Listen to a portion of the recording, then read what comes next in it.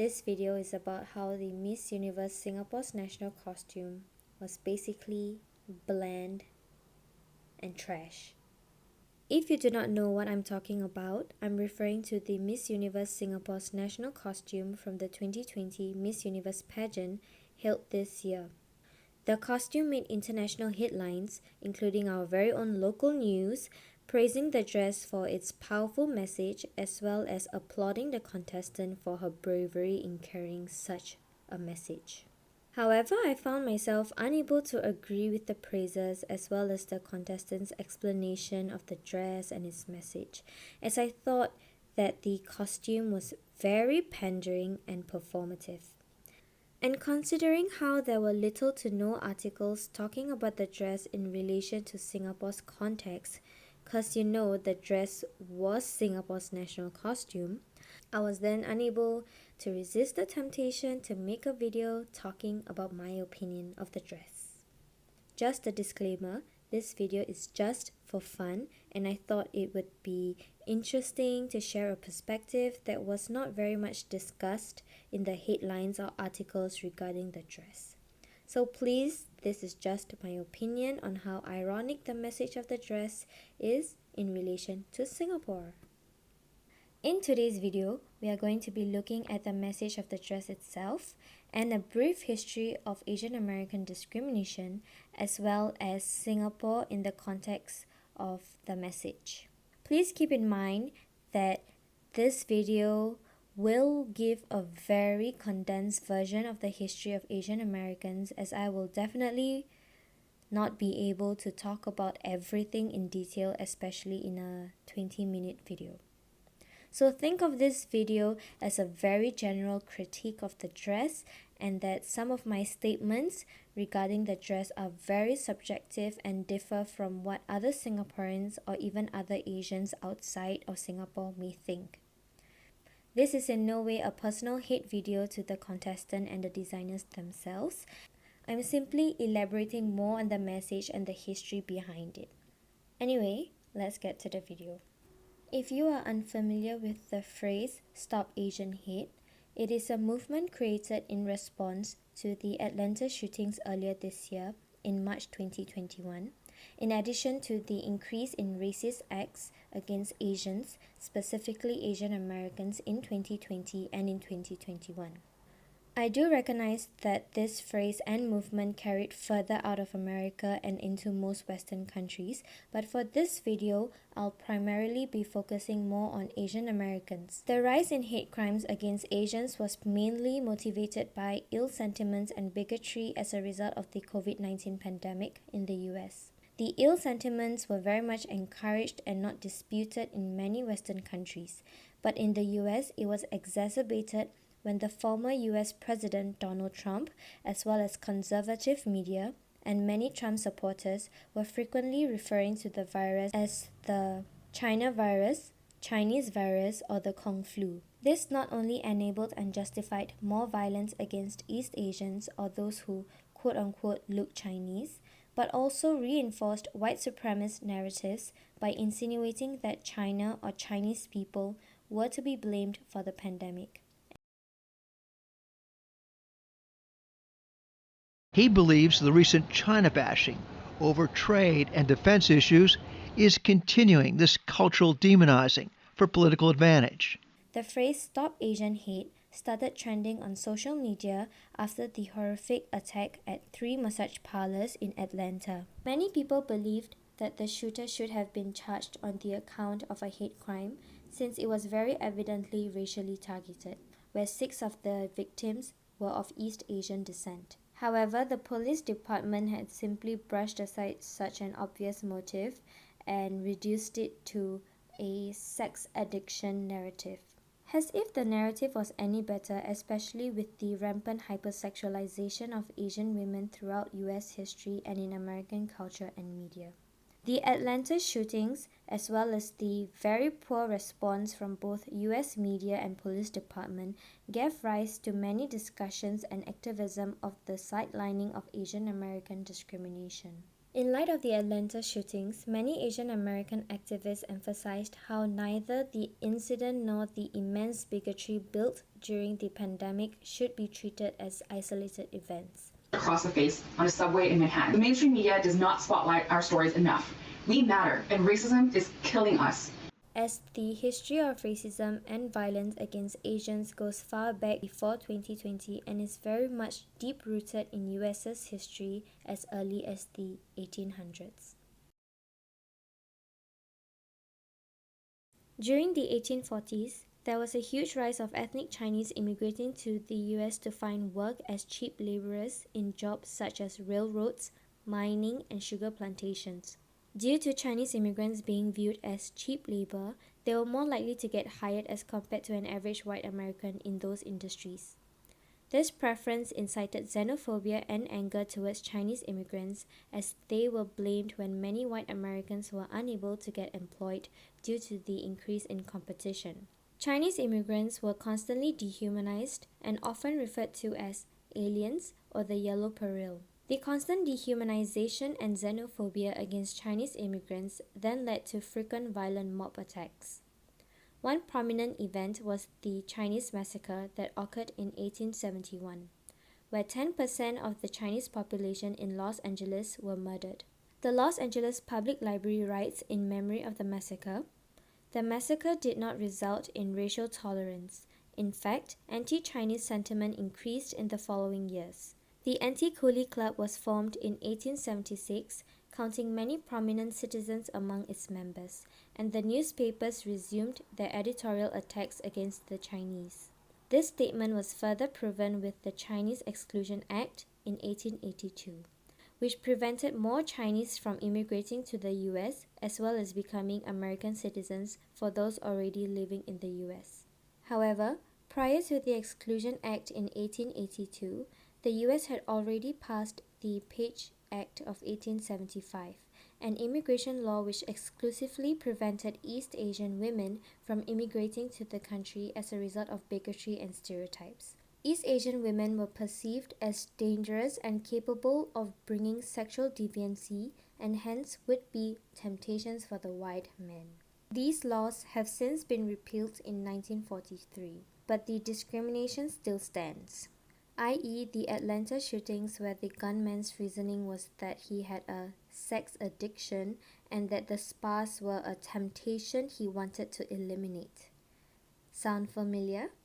Let's also not forget the continuous hypersexualization of Asian women in American media.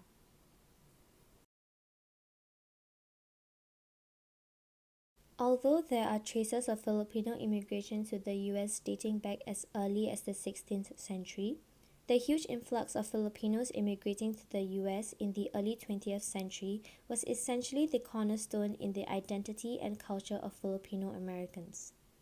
This rise in immigration was mostly due to Filipinos being US nationals as a result of US's military occupation of the Philippines at that time. And with Filipinos being US nationals, the immigration of Filipinos were more welcomed than other Asian immigration to the US. This is reflected in the Immigration Act of 1917, where the act attempted to prevent more immigration from those arriving from British India, Southeast Asia, the Pacific Islands, and the Middle East. Yet Filipinos were not affected as harshly as the rest due to the growing American influence in the Philippines at that time. Hence, they were not perceived to be as foreign as other Asians when they immigrated to the US. However, although they were perceived to be less foreign as compared to other Asians, Filipinos in the US still faced discrimination and racism because, white supremacy. And with the rapid rise of Filipinos immigrating to the US, it then led to violent mob attacks. In 1933, mobs of white people attacked Filipino farm workers after they were seen dancing with white women in Watsonville, California. The state later enacted a law to prohibit marriages between the two groups. And in 1934, Congress restricted Filipino immigration to the US to just 50 people per year, even as the United States completed almost 40 years of military domination over the Philippines.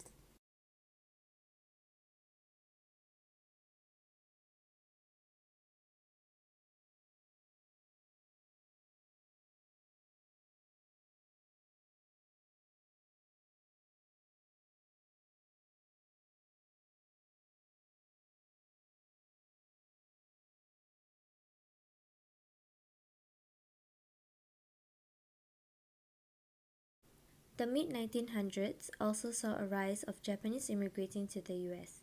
After the attack on Pearl Harbor in 1941, tension and hostility against Japanese Americans were further escalating from Japan's dominance of the Manchurian region in 1932, as well as basically Japan's stance as a growing imperial power threatened America's interests.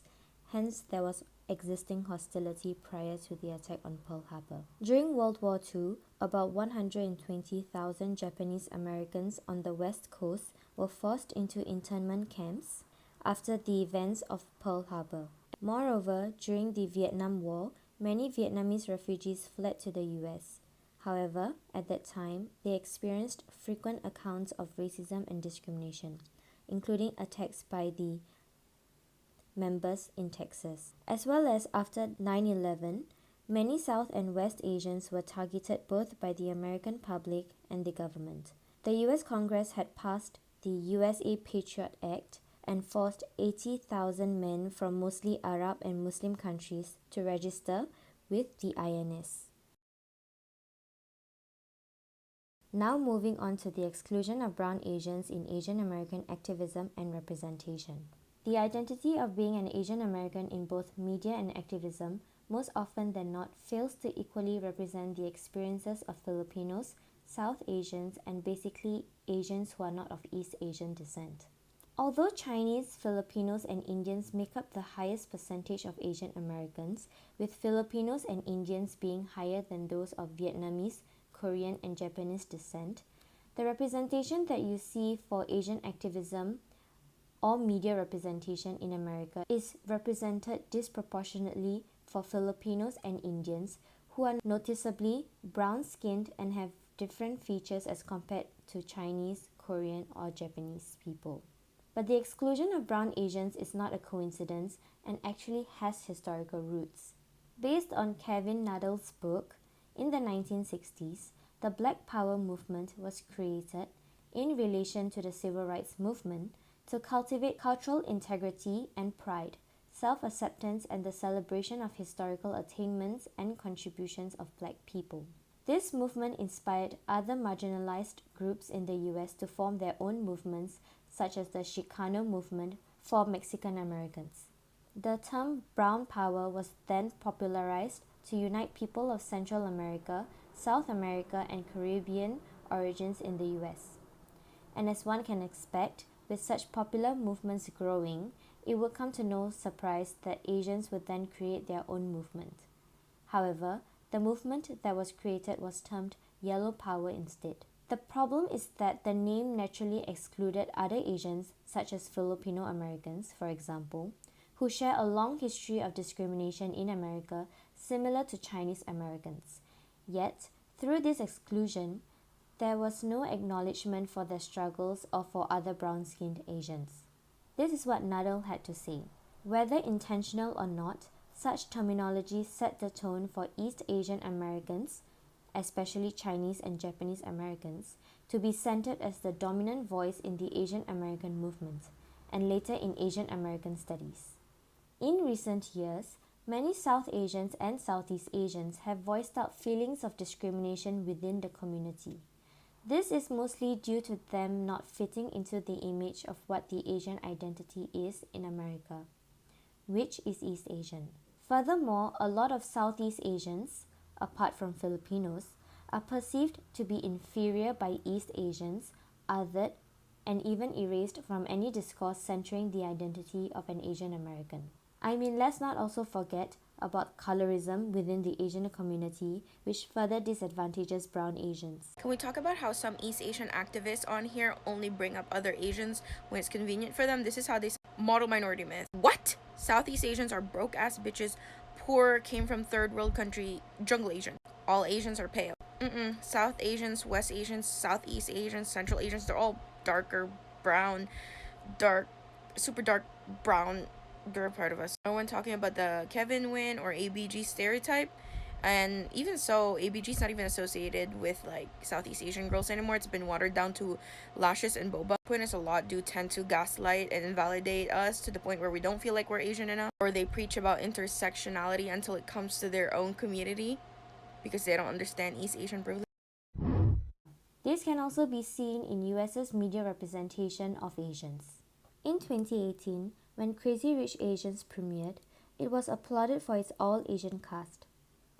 And when the movie became a box office hit, it shattered the narrative that a Hollywood film needed white casts in leading roles for it to be a success. However, this is where the problem lies. First, the term all Asian was used very loosely, but seeing America's track record, it's on brand.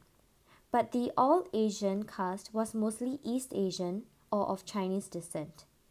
And for a film to take place in Singapore, a country located in Southeast Asia, and a country that constantly prides itself on being multicultural, the film missed a huge opportunity to broaden the representation of Southeast Asians, for example, Malay people. And it did not help that the brown Asians were simply reduced to stereotypical roles and as background characters. So I would like to point out that Crazy Rich Asians was not a film about Singaporean representation or for Asian representation. It was for East Asian or Chinese representation because Indian was telling me, how come you're not in Crazy Rich Asians? How come you're not doing? I said, Uncle, Crazy Rich Asian is about a Chinese culture, Chinese family. The only Indians there were the security guard or the driver. And I don't want to be a security guard. That's califer. Secondly, during the promotion of the film, there was an expectation for the entire Asian American community to wholeheartedly support this film because it apparently was the first Asian American motion picture of a major Hollywood studio. Here's the thing, it was not, because there were movies from major Hollywood studios that had featured South Asian Americans or those from the South Asian diaspora. And by the way, for Slumdog Millionaire, A.R. Rahman won 2 Academy Awards for that film, making him the first ever Asian to do so. And he also won a freaking Grammy. But that was not seen as Asian representation in American media because he was brown. There, I said it. Funny enough, movies such as Slumdog Millionaire or even Lion were not expected to have the full support of the Asian American community or the expectation for them to relate to the message of the movie, even though there were such expectations for Crazy Rich Asians. This not only happens in films but also in television.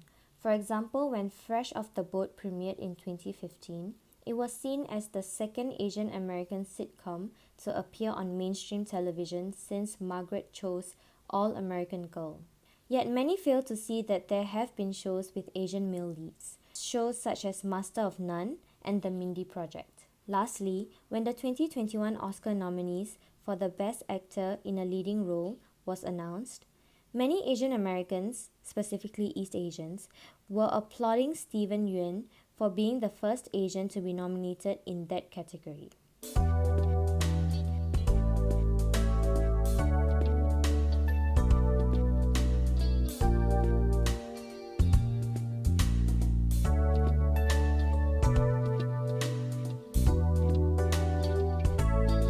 And while he should definitely get the love and support he deserves, did none of you see Riz Ahmed was also nominated?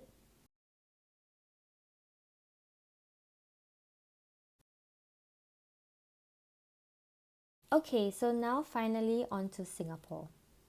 So yes, there was a reason why I felt the need to break down the phrase Stop Asian Hate to the origin of the movement, the history of discrimination against Asian Americans, and the exclusion of brown Asian Americans. Because everything will be tied back to why the dress was dumb, especially in the context of Singapore. I hope. Singapore is a small country located in Southeast Asia, the indigenous people being Orang Laut, or more generally grouped to as Malay.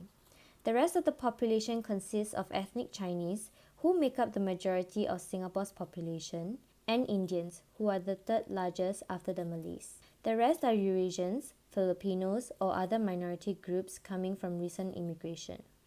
Although Singapore does practice meritocracy and multiculturalism, there is a growing space of intolerance and ignorance towards people of the minority groups. a majority of the minorities being brown Asians. In Singapore, it is very common for there to be discrimination against Malays and Indians, as well as xenophobia towards brown Asians, in jobs or rental housing, for example. Literally, it is not uncommon for Muslim women to be asked if they could remove their tudung or hijab before getting hired because the company would prefer if there was a standardized uniform among its employees and the hijab or tudung would be in the way. And in a lot of these cases, a lot of Muslim women do not get hired after defending their right to wear their hijab or tudung, even after meeting all the qualifications. Which could be a coincidence, but also for Indians, both Singaporeans and foreigners, to be rejected from rental housing last minute or upfront because the owners do not want Indians in their house. Or how a lot, and I mean a lot, of jobs in Singapore specifically require people to speak Mandarin in a country that uses English for business commerce. Regardless of race, language, and religion, might add. Also, the general mistreatment of migrant and domestic workers in Singapore is disgusting, majority of whom are from South Asia and Southeast Asia. So in conclusion, from that very, very brief context of Singapore, I conclude that there is no Chinese privilege in this country. But there is apparently a majority blind spot. Also, can I just say, why is it only when Singaporean Chinese go overseas and experience racism, because they do become a minority there, when they come back to Singapore and they get the first page on the newspapers talking about their experiences of racism overseas, which is valid, they then fail to draw links when it comes to Singapore? Like, how? And most of the time, they end their experiences with, I am so thankful to be in Singapore where there is racial harmony. The end. Pookie. This the remix. Okay, finally, we are back full circle. Remember how we learned that the Stop Asian Hate was created due to the rise in racism and discrimination against East Asians and or Chinese due to ill sentiments and bigotry from the COVID-19 pandemic? Well, in Singapore, we do things a little differently, yeah? It was actually mostly brown Asians who were being targeted and discriminated against during the pandemic in Singapore. In America, where people were blaming Chinese or East Asians for bringing the pandemic to their country, in Singapore, Singaporeans were blaming Indians for the B1617 variant and for the increase of cases in Singapore.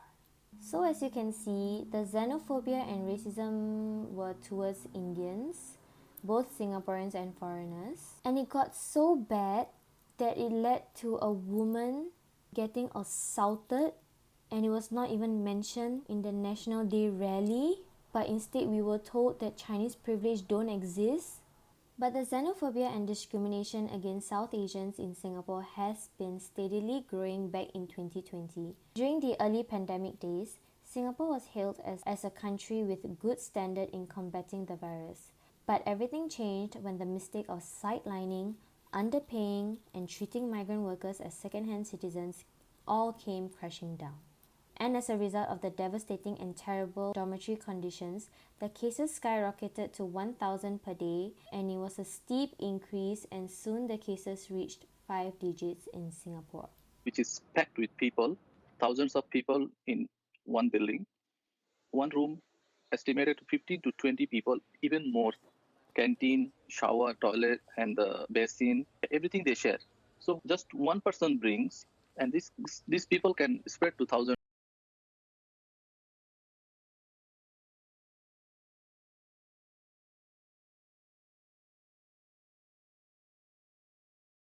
Anthea Ong asked about an apology. We interact very closely with the workers themselves on a very regular basis at the dormitories and even outside the dormitories whenever our fast teams, follow up on their requests and feedback. I think that what they are focused on is how we can help them to handle this present situation, not fall sick, and if they fall sick, how to take care of them, how to look after, their wages being paid, how to ensure that they can send money home. These are the things that they have asked of us. I have not come across one single migrant worker himself that has demanded an apology.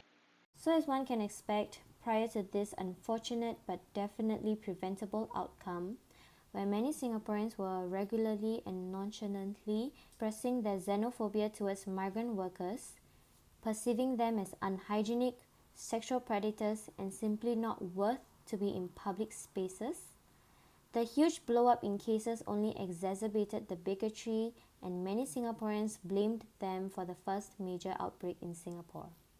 Also, when the KTV clusters happened and the cases started to increase to 100 per day and we had to go into heightened alert, people were making jokes about the uncles, but it was not racialized jokes. You know what I mean?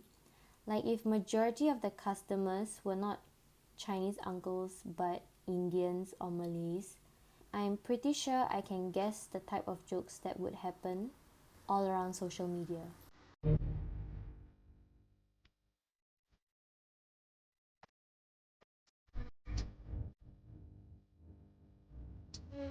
Moreover, incidents that were not explicitly motivated by the COVID-19 pandemic but still were a racist act during the pandemic was Biao Tan, who apparently gained more confidence during the pandemic to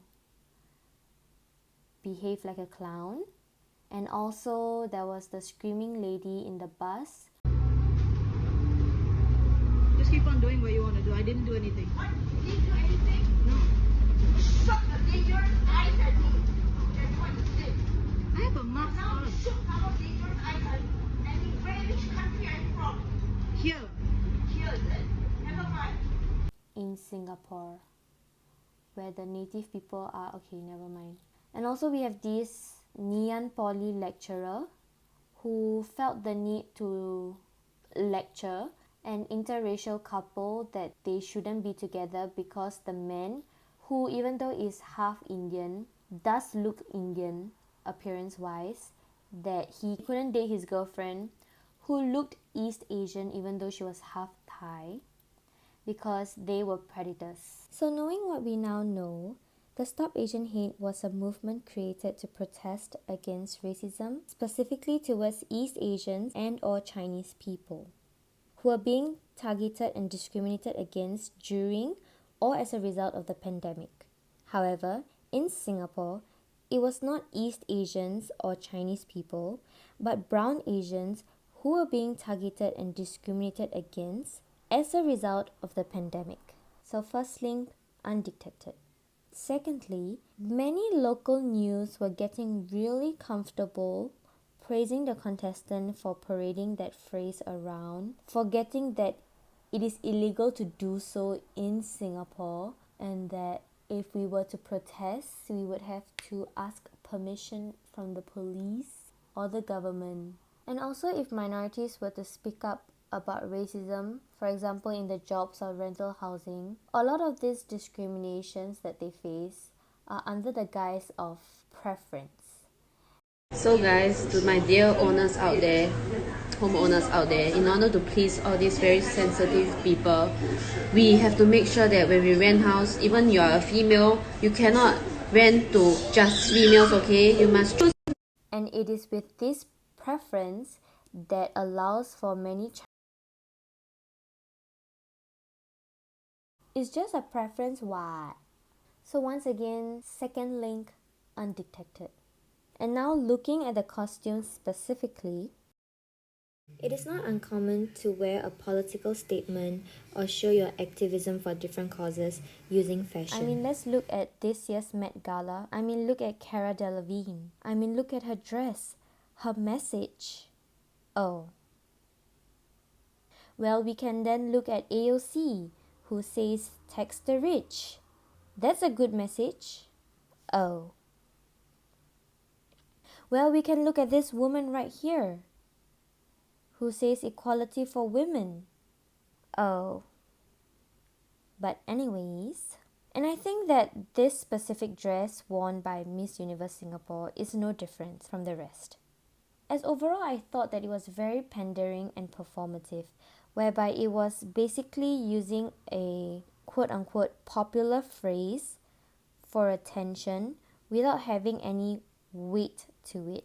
I mean, the Stop Asian Hate is not even for Asians in Asia. And it's not even for all Asians, looking at the evidence. And what is so ironic is that Miss Myanmar, who did something similar to Miss Universe Singapore, literally could only hold up a sign stating pray for Myanmar.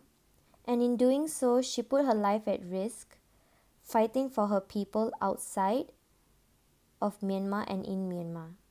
And I think that what she was doing was not parading, like what Miss Singapore did, but actually wanting change, in my opinion. And hence there was weight and meaning to what she was saying. Like you could relate to what she was saying after reading about the military junta in Myanmar. But if you were to read about the stuff that was happening in Singapore and then linking it back to the... Do you have any ideas on how to remedy this problem? I do, because I come from a country, Singapore, where there is zero tolerance for this type of behavior. Prejudice and acting on violence to get your way is definitely abhorred here. Who had been saying that? Who said that? Who said that? Who said that? I think a lot of people, after watching this video, would then begin to see that there is almost no relevance other than the fact that the phrase was just a broad statement for all Asians. Lastly, my final problem with the costume was that the dress was straight up ugly. Like, how are you going to talk about the multiculturalism of Singapore and then not take advantage of it? Like, I want to see actual significance behind the costume itself. For example, using traditional Malay clothes as the foundation of the dress because they are the indigenous population of Singapore. And then you can weave in fabrics of the different ethnic groups in Singapore onto that costume. The costume looked like they had only 2 days to actually make it because it's so ugly. Oh wait. What the I'm sorry for my language, what the F is this? Anyways, that's the end of the video. I thank everyone who watched it till the end, and I just want to reiterate that this video is just my opinion and my perspective coming from one person. This is all just for fun, and I hope that you had fun watching this video too.